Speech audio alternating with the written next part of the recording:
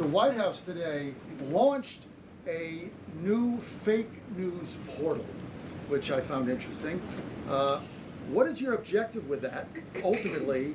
And are you going to name the news networks, and are you also going to name some of the correspondents, some which may be here today? Yes, we are. I'm glad you noticed. Much to the dismay of some of your colleagues in the room, John. And I think it goes to our original promise on day one to hold the media accountable, because unfortunately, and we deal with this all day, every day around here, there are so many fake stories that are unfortunately written that have inaccurate characterizations of meetings that took place, and it's all based on anonymous sourcing. And you know, the standard for journalism, unfortunately, has dropped to such a historic low in this country.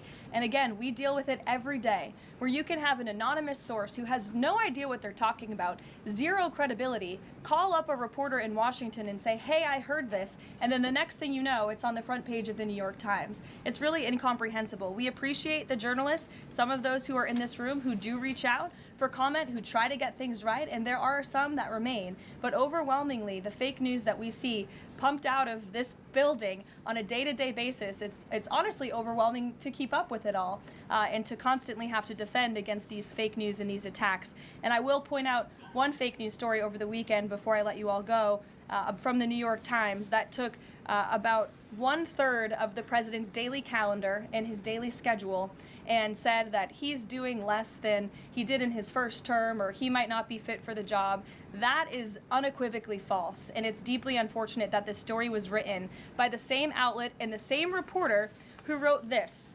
Biden is doing 100% fine after tripping while boarding Air Force One.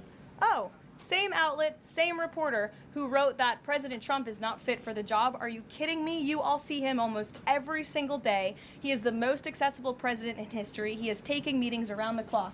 Another one. Biden declared, quote, healthy and vigorous after his first presidential physical.